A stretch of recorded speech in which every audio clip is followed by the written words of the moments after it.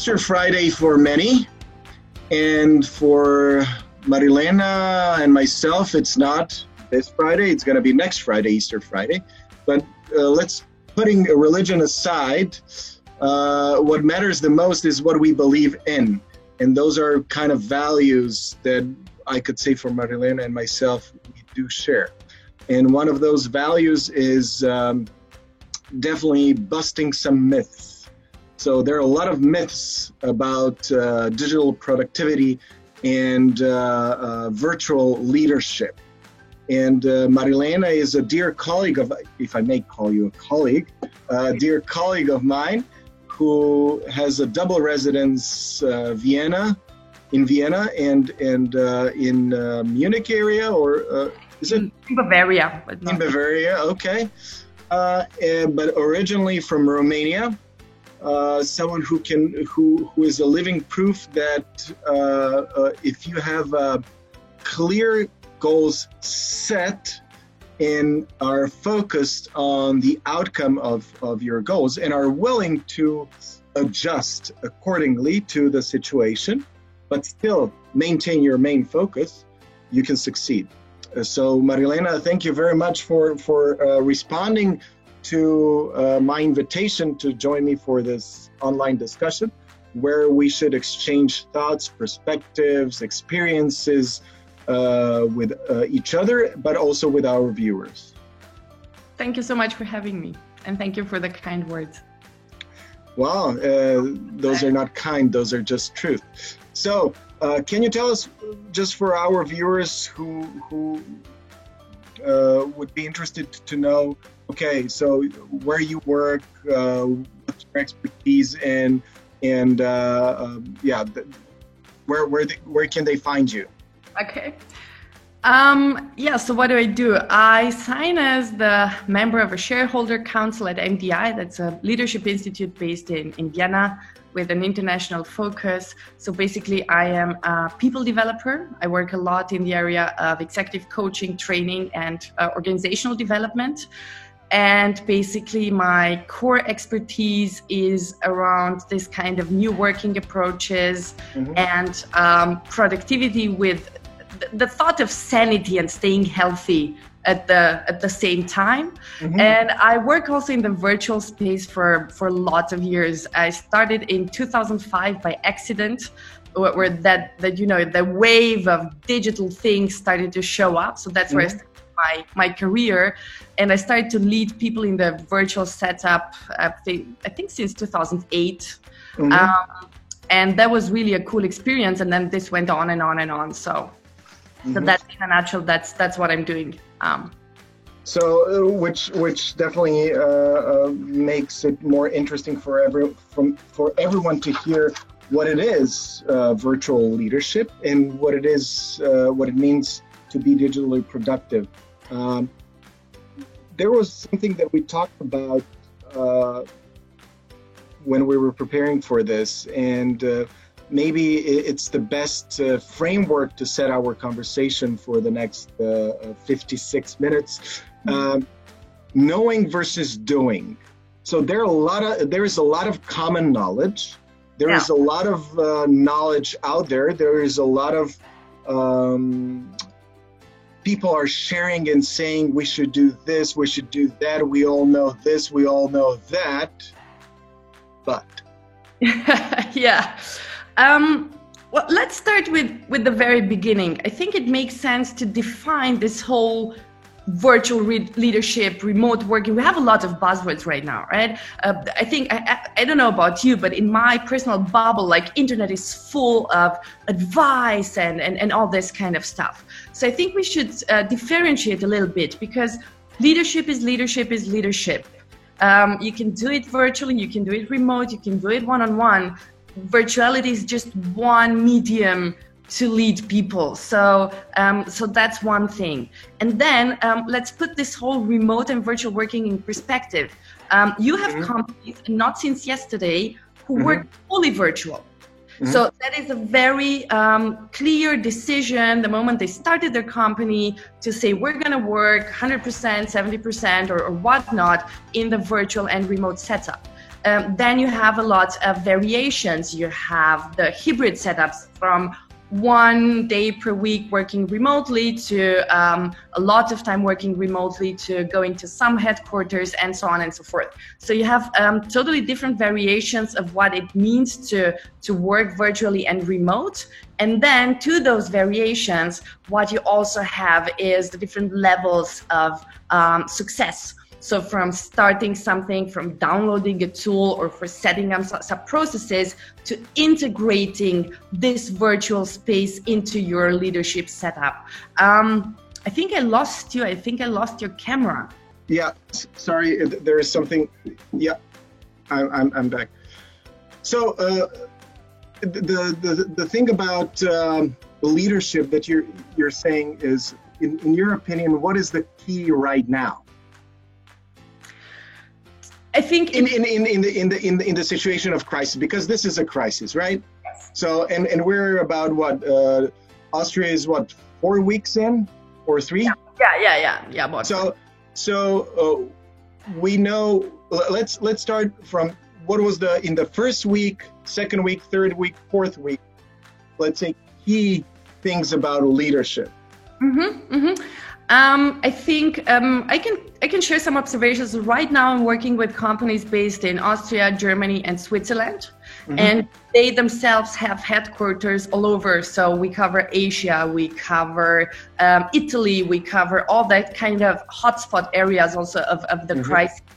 And I think it's quite interesting to observe the moment the shutdown shows up. So people are starting to go into this extreme madness. What should I do? And there you have a lot of activity, but not too much strategy. So that is my observation, that in the first week, people are starting to do a lot, but without a clarity or a plan or that kind of stuff. So that's the first level of pitfall, working on assumptions, not talking to your clients, not talking to your people and all that kind of stuff. Then people start to relax a little bit and to realize that too much working is gonna cost a lot, especially I think we don't have to repeat the fact that the situations of the leaders and of their employees are very different, right? From people to self-isolation and all that kind of stuff. And there you have a lot of fears because that's pure change management, what we're doing right now. So afterwards, people start, most of them at least, to kind of figure out a strategy. And I think that's the key number one, is to be very clear, what are you trying to achieve right now? Do you want to launch new products which are relevant only for the crisis or afterwards? Do you want to save money? Do you want to stop your activity? What's the new objective? What's the new purpose? What do you have to do? I think that's the first key. And only afterwards, to look at how do you approach that? How can you do it? And then the last thing is a little bit of patience.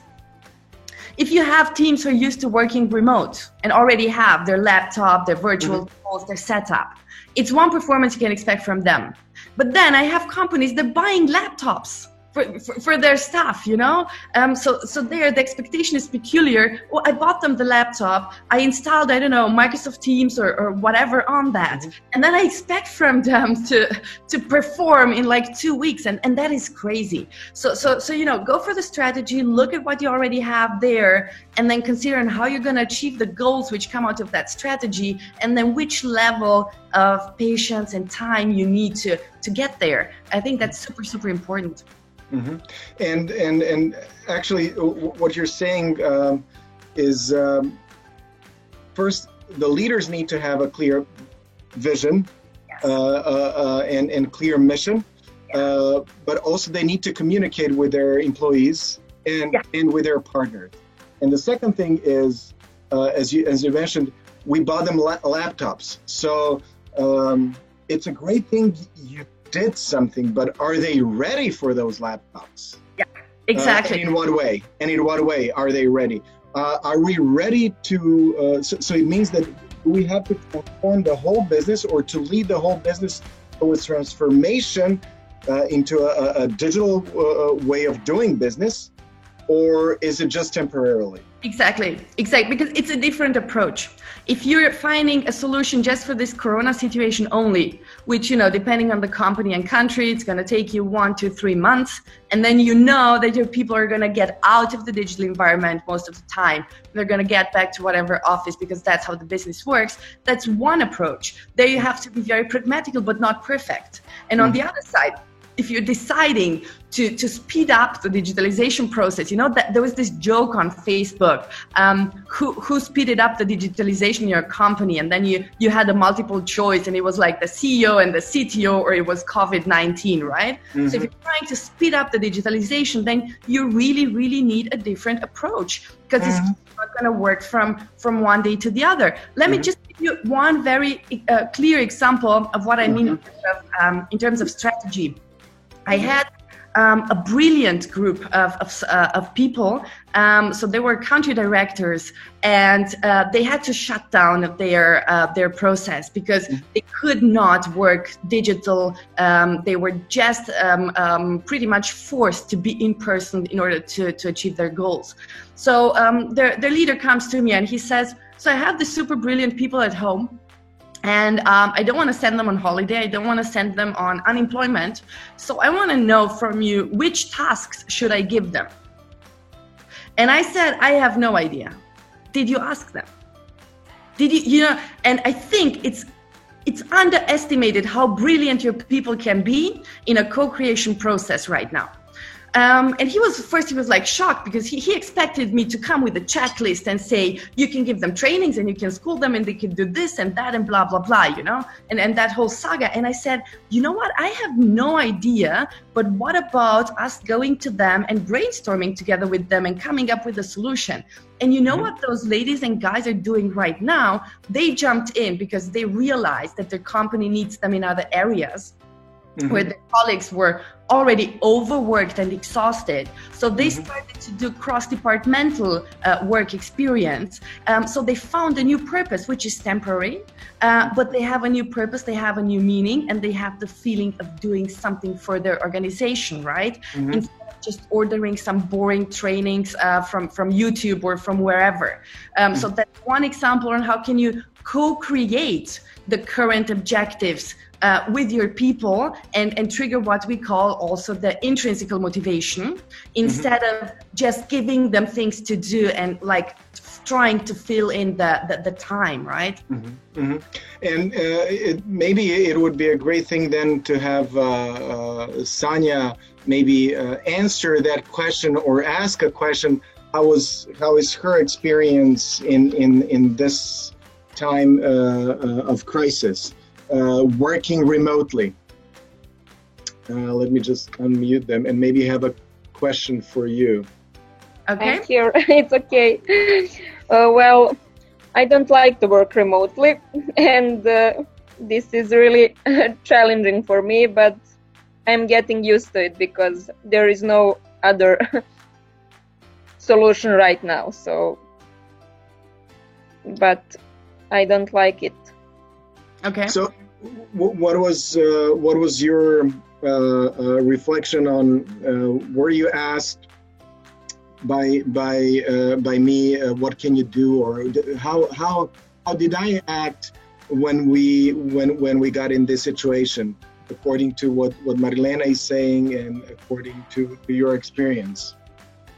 I'm not sure I understand. What do you want to hear from? So we talked about leadership, no? Okay, so, yes, but how did you feel in this that you were led in this situation?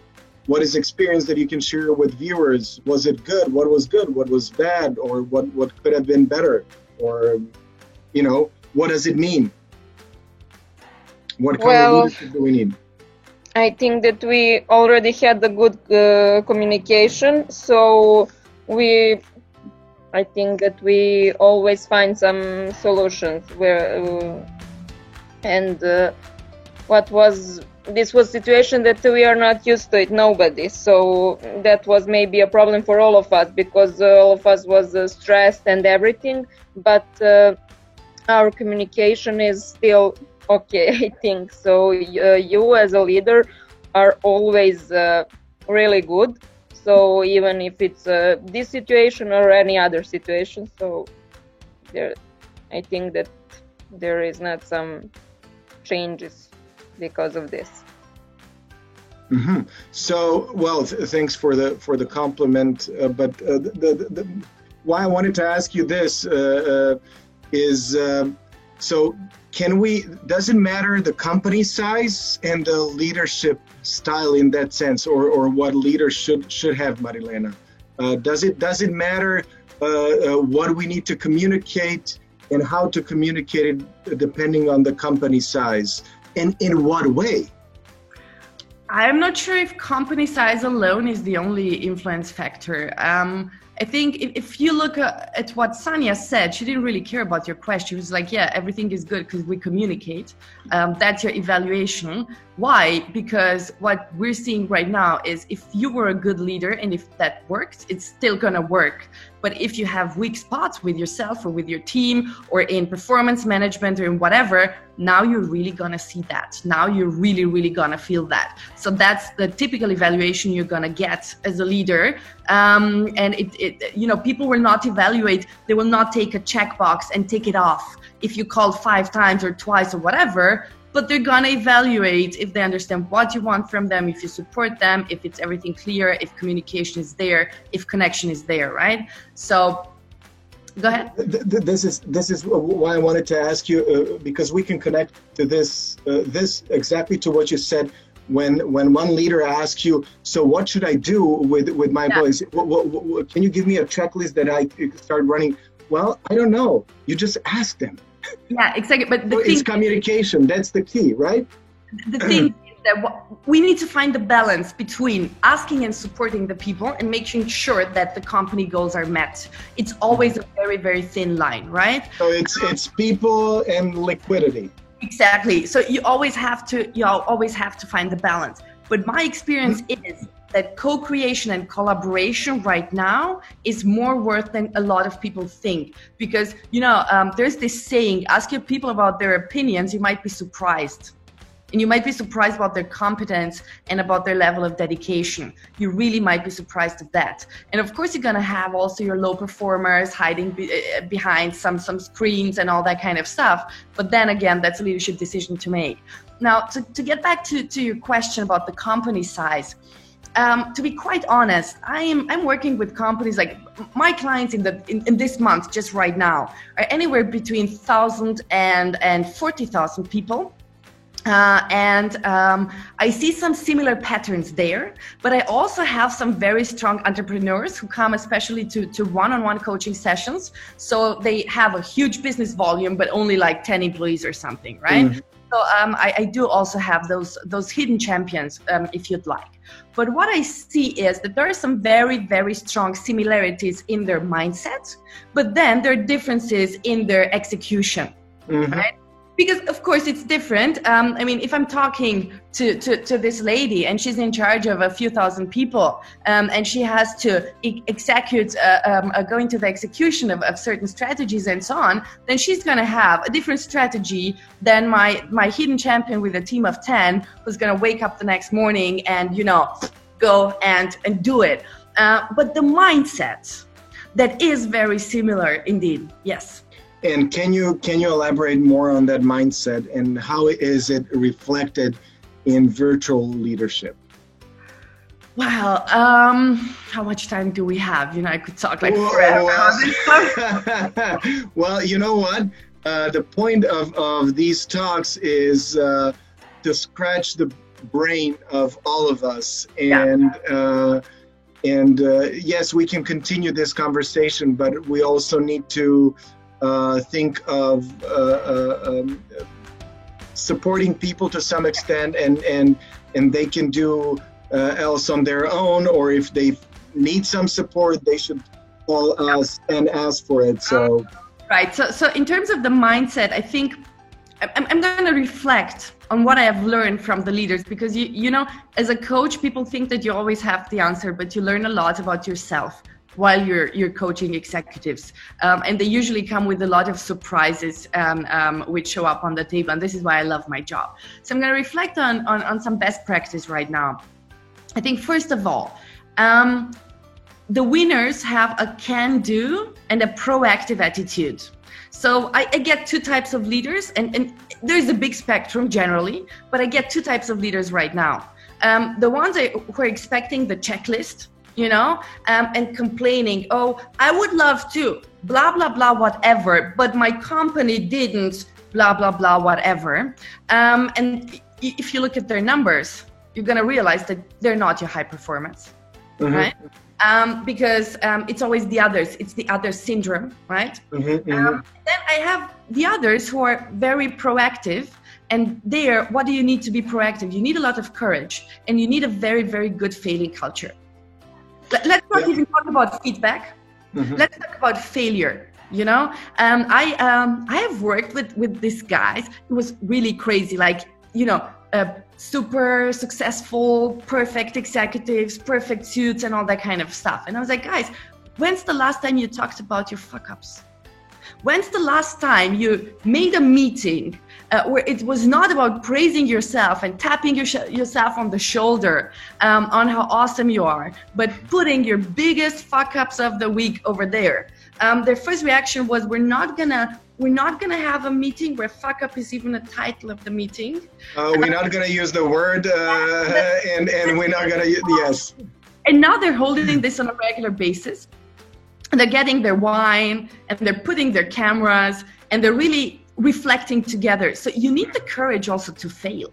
You need the courage to show your people that you're doing your best and that you're waking up with your best intentions, but you also might mess up and take the wrong decision, and that they might do the same, but learning out of it is more important than, delivering that picture perfect illusion of the world. So in terms of mindset, I think that's super, super important, that the can-do attitude, the failing culture. And if you did not have a proper failing culture before Corona, then you have to invest the time.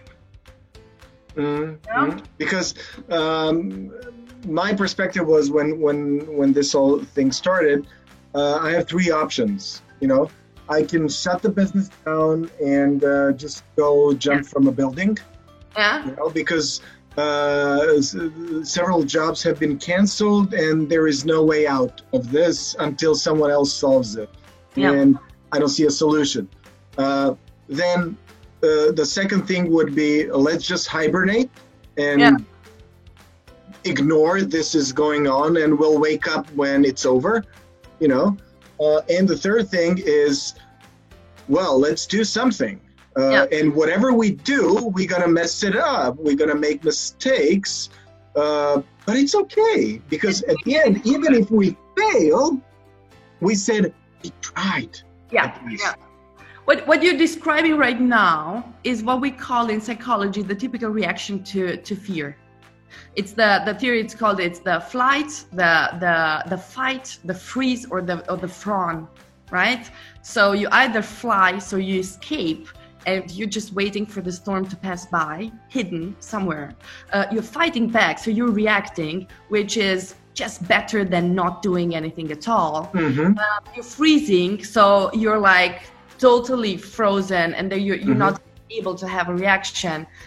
So those are the most common three. And if you have an aggressive type of fear, then you might just be friends with your aggressor. So this is called in psychology typical reactions to fear and to stress and all that kind of stuff. And I think it's very legitimate that we should not neglect this part, especially for leaders. It's very legitimate to have all three reactions. It's very legitimate to have a bad day, to have no energy, to feel down, to feel tired, not to know what to do, to need some time to process, to look for your answers. That's very human. That's very, very human. You also asked from the mindset perspective, and I wanted to put one more thing in there, because we talked about the proactive attitude, we talked about the failing culture, we talked about the courage. We should also talk about expectations, right? I had a board of directors in a session. Brilliant people, really brilliant. Hidden champions in their niche, world leaders. And our session started at 2 p.m. And the ladies and gentlemen joined in, and everybody, literally everybody, said good morning to me. And I was like, what is wrong with you? You had no break. Since when are you having back-to-back calls?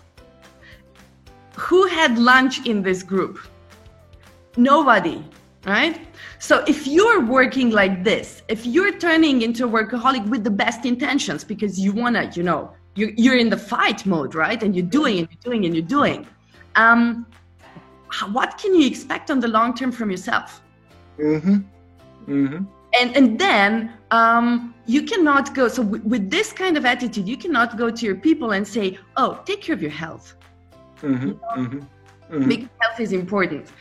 So I had a very straightforward conversation with them, and I said, you just sent out, you know, they sent out guidelines on health and on whatever, but you had no break for 6 hours, and you're still saying good morning, and it's actually already afternoon. So that's a sign that everybody's overworked. And they decided instantly to cut all their 1 hour meetings to 45 minutes, to say no to back-to-backs, and to reduce, you know, this kind of activity, because what can you expect from yourself? I mean, you cannot expect performance like a robot, right? Performance really means also having this discipline and putting your priorities together. And I think it's also a very important mindset in terms of self-leadership. What can you expect from others? What can you expect from your team? How can you really focus on those top 3 priorities and not on changing the whole world right now? I absolutely agree. We have Mirjana now joining us. If Mirjana wants to ask a question, she can write something on a chat, in chat, or just raise your hand, and we can also include you, since it's 4 of us right now. So when you said expectations and when you said, you know, taking care of yourself, it's one of the things that matters even when it's not in time of crisis. If we can lead by example in those kind of situations, then we definitely can expect from our team to perform better, because we all have bad days, right? We all have good days, and we all have those okay-ish kind of days. So what's the level of or what's the measure, or when can we say, okay, now we need to stop in time of crisis? It's been 4 weeks in Austria, and yes, pretty much it's going to be this Monday, it's going to be 4 weeks in Serbia that we have this lockdown. So what do you say would be a perfect amount of weeks or number of weeks to be that overwhelmed with everything and with overloaded with work, and then you just need to say, okay, now let's stop and let's see where we at. Let's start a normal in unnormal conditions. Yeah, you know, this is one of those questions. If we would have the answer to that, you know, we would have our own island, I think. Well, in your opinion, let's just play with it. So when we're talking about health, we know that people are very different, and basically everything you do impacts your health. It doesn't matter if it's a routine, if it's literally doing sports and exercise and eating healthy, or if you have a high level of stress and pressure and all that kind of stuff. So the solution is very individual, but I think the first thing I would say is it's our responsibility as grown-ups to understand where are the warning signals for us, right? That's the first thing. The second thing is we're facing with a peculiar situation because people need to work from home, and home is different for everybody, right? The both of us, we have kids at home, right? And there are people without kids but in a bad relationship. Then there are people without kids and without a bad relationship but alone, isolated. Then there are people who are alone, isolated but don't have their loved ones. Then there are people who have elderly people to take care of, and so on and so on and so forth, right? And then you have the different levels of competence, and then you have also what Sanja said before. She said she doesn't like remote working. Dude, can you blame her? Of course not. Very fair point. So, but what we all have in common, it's overload with information as well. Yes, of course it is. So in this situation, right? Yeah, exactly. So to finish your, I'm going to go to that, but to finish to close up the first question, when should we stop? I think if you do a very decent analysis of what can be done, and if you clear these expectations and the performance management things as a leader with your people, then this is the first very good step. And the second one is really to watch out for the warning signs, because you know your teams, you know your people, you can always get feedback in a direct and indirect way. That's a basic of leadership. So that on one side, and then on the other side, it's the individual responsibility and it's the discipline. And I know exactly where you're going with a cell phone. Just the fact that, you know, that you're looking like this on the cell phone, do you see it in the camera? Looking like that, it's going to put about 30 kilos of weight on your spine and on your shoulders. So you're basically messing up your spine even without being aware. And I think, you know, also the exercise I'm doing with the leaders I work with the notifications, right? And I think we can also easily share this with the people here. And it goes like this.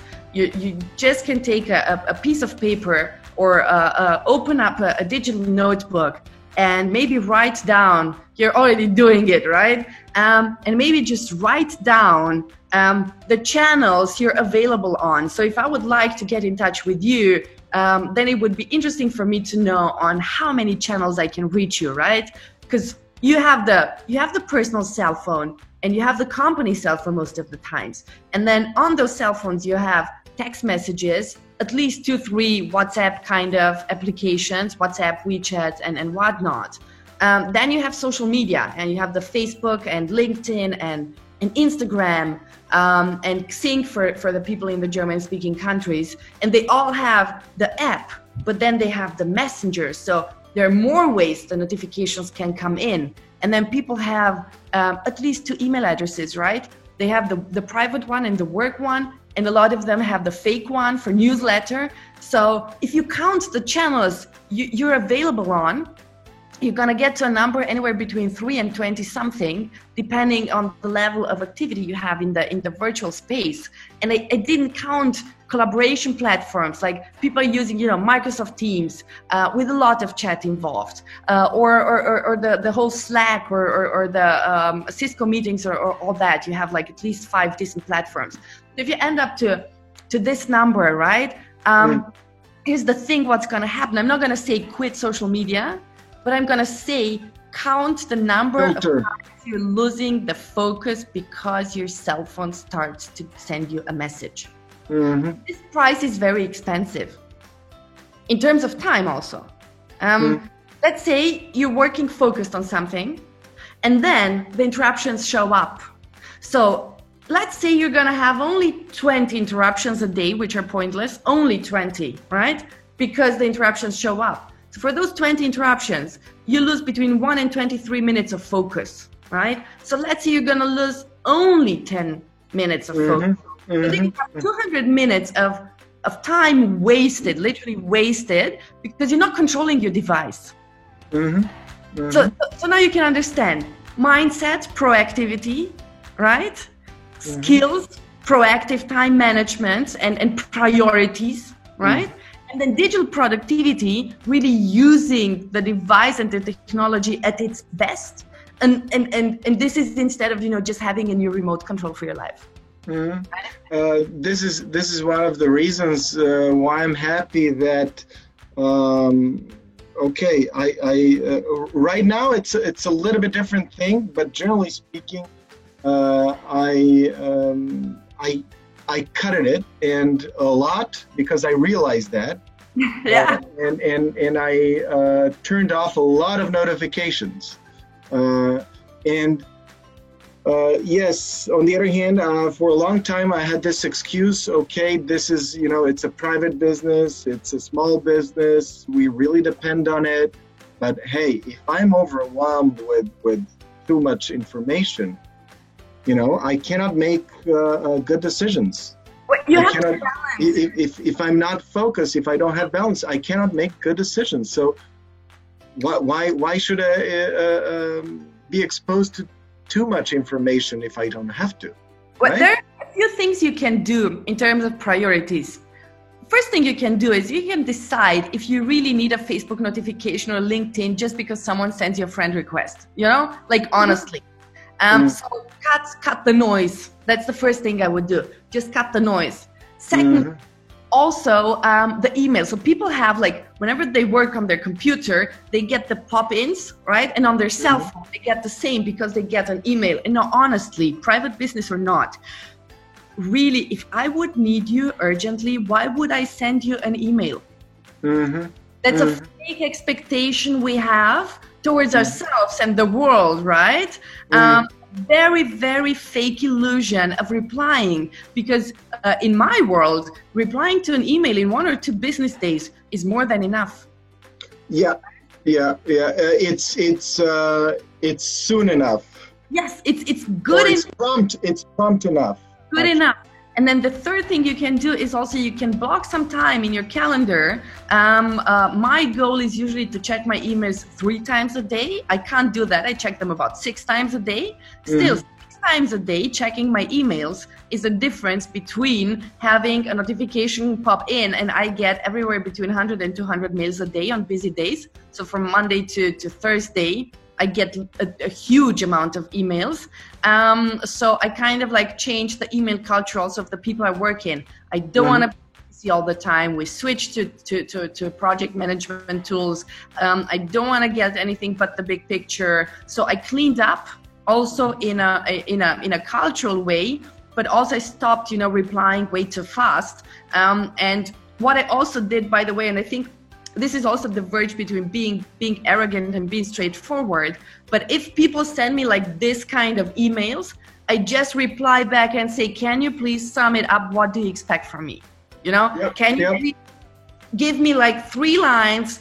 What should I do with this information? Because it's just too much. And you have everything in there, from the sunshines to the daisies to the numbers to the point. It's effective email communication or digital communication. Yeah.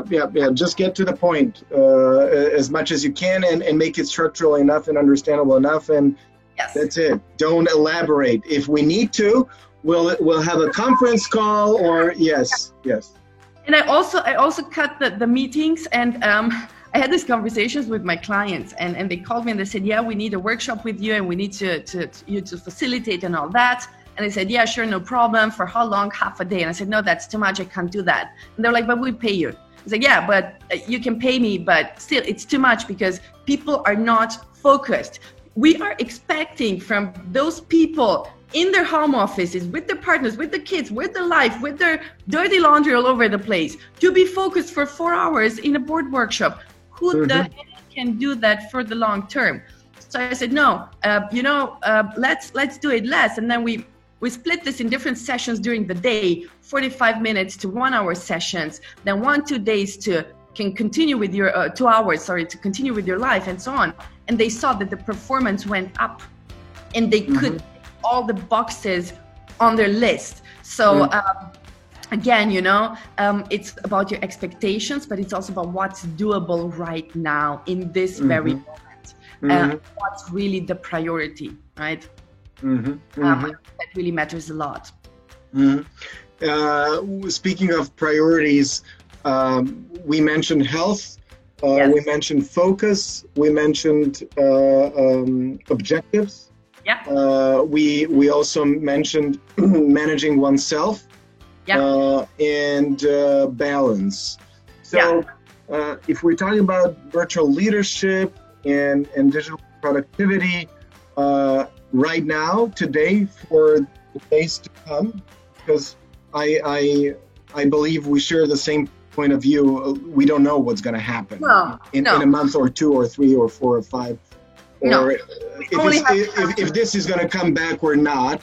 So what would be your advice? What would be your perspective for everyone to try to look through? I think from the leadership perspective right now, I think performance is something we did not mention, right? The performance management. So not only that, the expectations and supporting your people, but also seeing how do you get things done and what happens. So I think on a very pragmatic level, of course, it's important to be connected, to have a good communication, to be very empathetic, to find your way around. The internet is full of this kind of advice with the virtual coffee and the virtual beer and the virtual whatever. I think it's virtual too much. I hate the fact that everybody sends photos of their home office. Personally, I think I don't want to know about someone else's mess. I'm good with my own, but then again, it's better paced, you know. I think what different people, different, yeah. You know, it's always a different approach, and who are we to say what's right or wrong, right? I think what really matters is if you decide to work in the digital space for longer than Corona, right? Then you might want to have a strategy on how to integrate the virtual working, the digital competence as a part of your company culture, your leadership culture, your leadership skills, right? I think that's very, very important. And it's not enough that you buy a laptop or that you put the tool out there. You need to go to a level of digital competency. We call this digital fluency. Think about speaking the languages. When you learn a new language, right? You can order your coffee and you can go to a restaurant. Yeah, so with this, it's like when if you're deciding to use Zoom, for example, or any other platform, you need to become competent in using it, not to waste like 30 minutes to connect, to show something, and for a meeting that should last for not more than 60 minutes, you lose 30 minutes on technical issues. Exactly. And it's like, I'm also comparing this with like driving a car, you know? Nobody would go out and drive a car without a license. I mean, not a sane person, not the people who are listening to us, right? You would first go to the driving school, learn how to drive that goddamn car, then you would get your license, then you would have your friends or your parents next to you because you're excited, and then you would drive that car. But we don't do this with technology. We don't take care of our own tools, but we expect performance, and then who is to blame? The others and the tools, right? So I think it makes sense if you want to continue as a leader to integrate this as a competence in your own setup. It makes sense to have a very clear understanding on how you're getting, not only with your technological setup, but also with the competence level. So for the companies like ours, in that sense, it doesn't mean necessarily that all training companies or personal and organizational development companies should go online. If that's not their core, it doesn't mean that every business has to go online and become digitalized. It's just to think about it, if it's a current necessity, or is it something that's going to be a strategic move for the future? Yes. So what I can say about the companies I personally am involved in and working with, and this is also but this is a very personal opinion, to be quite honest.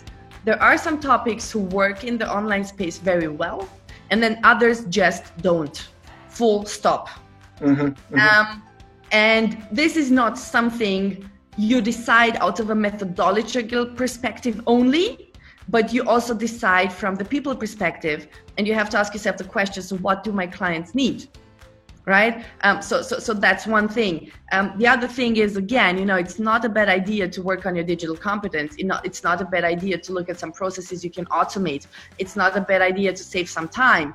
It's not a bad idea to take one more step forward, but I don't think that virtual is the new everything. And I love, a lot about my background. We know each other for quite a while now, and I love to work virtual, but I miss my participants, I miss my trainings, I miss my flights and my meetings, and I think every one of us is missing that. Let's stop there and let's ask Mirjana and Sanja, do they miss the same, or how they feel about, are they fine with virtual or non-virtual, or which one is the best? Mirjana, can you just introduce yourself shortly and share your thoughts with us, please? Hi, guys. Hi. Marilena, thank you for the speech. Thank you for joining. Well, thank you for being with us. A lot of great insights and a lot of great advice. I'm used to clever phrases from Georgia, so I'm kind of spoiled by him, but really great to be here with you. I don't know.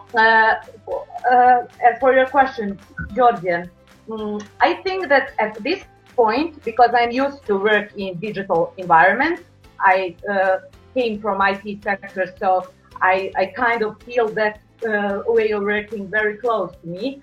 But I can't decide whether I prefer working online, digitally, or inside. So maybe what I would opt for would be freedom to choose. So unlimited number of options would be the best for me. And I certainly hope that all of us will come out of this period with the decision of combining the styles that are most most adequate at certain point. Because digital world also offers a lot. For instance, I just met Marilena, and maybe I couldn't meet her in person and hear her words. But also, I would love to meet her in person and feel, the contact and see how she moves and how she, handles the way, the training or dialogue or whatever. So I opt for freedom. I think that's an incredible insight. Sanya, what about you? Well, I think I have a problem with restrictions. So it's not problem with digital and everything virtual and that, because I think it's great that we have that opportunity. But also now in this situation, I would like to have some more opportunities I can choose what I want. Is it digital or not? So yeah, so it's similar to Mirjana's then point of view. Yes. But where do you see advantages or disadvantages of both? Well, it's for both of you. Sanya, you want to go first? Okay, I will go first. Well, if we are talking about advantages, this is that we can talk each other, like with Marilena, who is not here in Belgrade, and every other people who are around the world. But also, we cannot see each other. We cannot be in our office and to work, because I think that is important and that it's better. Our communication is better if we are together. So that's why we are in the same office, even if we have enough space to be in other offices and everything. So that is the problem in this situation. But of course, opportunities are okay, and there are a lot of advantages of virtual communication, but I really want to have freedom to choose. Cool. Okay. And Marilena, what do you hear? Is this similar from what you're hearing from your clients, from their employees? It's right now I hear a lot of opinions. So on a personal note, I subscribe to the idea of freedom, and that's a very good way to put it, because this is how I lived my life in the past years, exactly like that. If I want to have a very focused work, if I'm conceiving a new concept or whatever, then I would be just like right now in my living room with my walls full of Post-its and not seeing anyone, sending the kids away. And that's one way of freedom. If I would work with my clients from China or from other Asian countries, again, for one meeting I would not fly, but maybe, and this is something, as well, because you're also on the road, the moment you are there, the interaction has a different quality, because you plan more and you invest more and you prepare more and you enjoy more and you focus more and you treasure that more. And then again, some things are so much better because I automatize them, and then they're, working digital, and I can focus on something else. So I think it's also the mix. What I see from my clients, well, I see some people who are very strong on the numbers and who are like, oh, if I would have known how much money I can save on blah, blah, blah, now we're going to do it like this forever because, money factor or budgets. Others also go for the mixed, and they miss the human interaction. It's quite interesting. And I think also right now, we can only have opinions, but we don't know what's gonna happen. It's like, unless you just, bought your crystal bubble and can read into the future, kudos to that. You can only have some ideas and opinions, and we're so small and the world is so big and it's going on so fast. So I think it's incredible to make a statement on that. And that's in a way all we can do right now. We can just speculate and think of what's going to happen in the future. We don't know, right? And during this process, maybe we can come up with some great things that could be useful for all of us. And doing it virtually because we cannot move is another way of finding freedom within this framework we're in right now. Because if someone would ask us like 4 weeks ago or 5 weeks ago to do something like this, we'd say, sorry, we don't have time for something like this, right? Or I also agree, let's go away from leadership to something which just made my heart very warm and fuzzy inside this week. My kid is 9, he's going to school. And first it was about school is off for 1 to 3 weeks. And then, a lot of techie parents were like, well, we need to put this classroom in the virtual space because it's for sure that they won't see each other. And some of the kids which are in this age, they have like WhatsApp and contact, but only in like a smaller group. So we called his teacher. And it's this group of parents. I'm not even so involved as they are. Because I was holding my classes and they were calling him. And we called the teacher and the teacher said, well, I don't have a computer with camera because I never used one. But you know what? I'm going to just give it a shot, right? And this is an incredible teacher. He loves his kids above everything. And we know that because we experienced him in the classroom. And there you have a grown-up 50-something person who had no laptop with camera and who was already working on Microsoft Teams. And that is an example of leadership I don't see in a lot of corporations who complain because they didn't have a training on that. And then I have this guy putting his 9-year-olds on video chat and interacting with them and changing his concepts and saying, yeah, you know what, it's difficult, it's not going to be perfect, but we're going to meet next week, like Tuesday, 9 o'clock, your sleeping time is over, you're going to come online and you're going to do that. So it's a huge opportunity also for us. And that's what you're saying reminds me of psychological safety. As something that we need to keep in mind.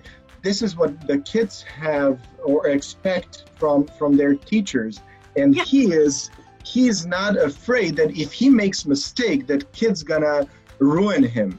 They're gonna respect it because he went out of his comfort zone. Right? And they're gonna show him a lot of respect, and even more, they're gonna support him. And if we would have this a mindset as well in organizations that hey, it's fine if a leader makes a mistake, but it has to then be that every employee can make a mistake. Yes. Then employees will forget their leaders if they made a mistake and say, hey, I'm going to support you. It's fine if you don't know it. Let me support you with that. In agile working, in this kind of new working setup, we have a lot on the failing culture. We have the retrospectives, we have the mistake transparency, we have a lot of those things. In the kind of classical economy, we don't, because we're so perfect, we have our perfect suit, and then we have the perfect holiday photos on Facebook, and then we have this wonderful cake on Instagram, and everything is so shiny. We're not trained to talk about our mistakes, and we're not trained to show that we're vulnerable. We're trained to be just strong. And I mean, perfect, Eastern Europeans here, we know exactly what we're talking about agility in Eastern Europe compared to other countries, right? Mm-hmm. But we're not trained to do so. So I think it's also a process, and it has to start somewhere, and it has a lot to do not only with the individual leader, but with the general company culture. I had on this failing thing, I just remembered about another experience. I was working with again with a group of leaders who are all in the top management level, and it was the topic was meetings, and so we were laughing and we were saying, everybody had a virtual meeting but then everybody's complaining that they suck. So we looked at this. And so one guy takes the microphone, and I mean, his track record of success is really amazing. And he says, you know what, I'm going to admit it first. I really suck at this. I screamed like 3 times in some calls, and I was very ashamed of myself afterwards. I was booked back to back. I had this and that problem. I did not consider this and that and whatever. And then silence happened, like literally silence. And I was like, so he's the only one with the problem. The rest of you, nobody experienced that. And then people took the micro one after the other and started to talk about their mess ups. Now, if they're doing that, the chances are high that quite soon the next level is going to do that. And if the next level is going to do that, then it's also going to happen, and so on and so forth. But it needs time. It's a process. And this way of thinking leads us to more improvement or faster improvement. And, yes. And we need to be prepared. At least this is what I experienced. I was participating in one training in Vienna about agility, and I have to say big kudos to Kevin Daly, who organized this for his network of trainers. The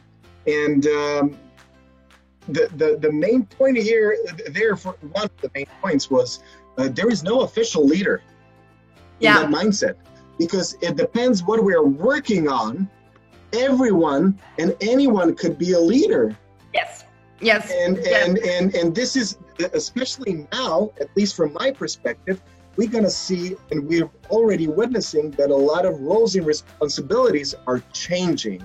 The role of the official leader is to probably acknowledge that and support that. Yeah. I think it takes a lot of time and consideration on how to deal with this concept, because there is one difference. If you and I, if we're going to start a company, then we can decide straight away. So we want to do it agile. We want to have no leadership. We want to have this structure or whatever.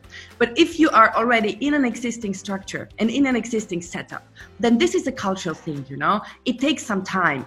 And then you have the paperwork, and then you have the legal liability, and so on and so forth. So the complexity can go a long way. But there's one thing I would like to suggest what you can do in between. So if you're in a given kind of classical economical structure, and if you cannot go directly with the new working with the agile mindset, that might be too much at once.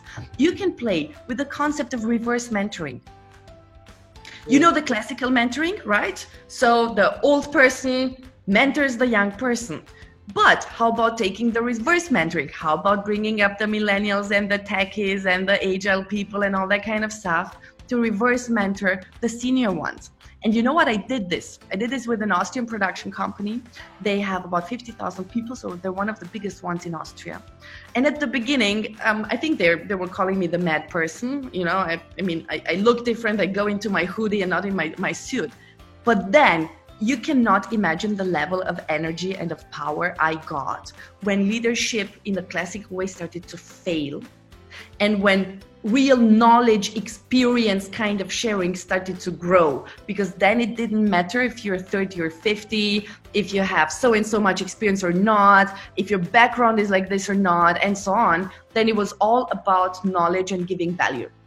So you can try out also the reverse mentoring and all different kind of concepts in this area, and just see where it takes you. Because again, it's a very, very strong difference if you're in a given culture already. Well, thank you, Marilena, very much. Ladies, Sanya, Mirnya, you have any last questions, comments? No, just to say thank you again. And if I have any questions, I will reach you somehow. You know where to reach me? I'm going to put my name in the chat, and then you can connect. Thank you. Thank you so Sanya, much. any thoughts or questions from your side? I don't have questions. Just to say, Marilena, that I'm glad that I met her. That's it. Thank you, Sanya. It was nice to meet you too. So some take home messages. I'll go reverse. Try the reverse mentoring because there is an opportunity right now as through digital leadership or virtual leadership, you can probably get some time and have your guys tell you what can you do better, what are you doing good, right? And try to optimize your productivity by checking the notifications, which are on, which are off, how many times you check your emails every day, because you can do only as much.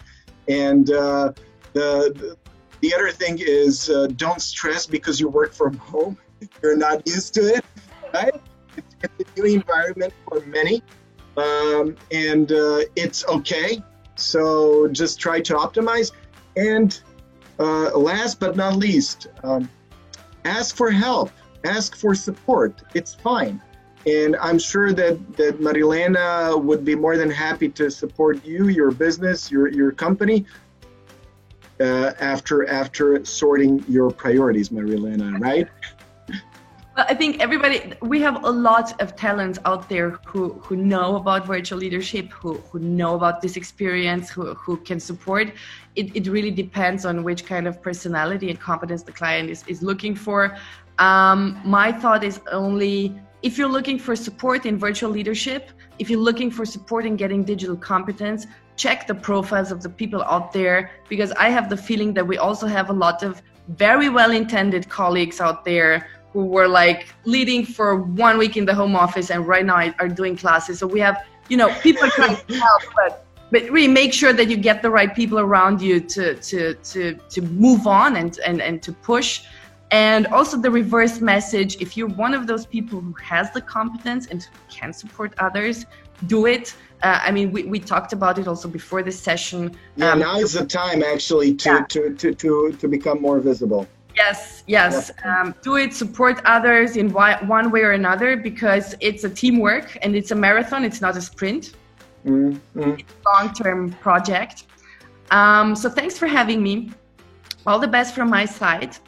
And a big kudos to you, because although you're limited your time to give to your clients, a paid time, you're also giving your free time to those who lost jobs during or because of this crisis. So that's another way to find a way to give back community and to contribute to those who do need help, but ask for help as well, especially if they don't have the means, or if they just don't know how to do it. I think that a lot of people are doing the same. I think it's a little bit also part of why we're coaching and why we're coaches and why we're not in a fixed job or something. We talked about this a lot, and we go a little bit back than this session. And yes, if anyone needs support and has no financial means, I will ask no questions and try to support and do my best. I know that everybody is doing this. Our time is always limited, but there's always a way. You can always find a solution if people are really, really in need of that. So obviously. Well, I hope we'll talk soon again on April 14 and 16. I'll be talking again with our mutual friend, Aaron Chappell-Deckard from Next Element. I will most probably join that.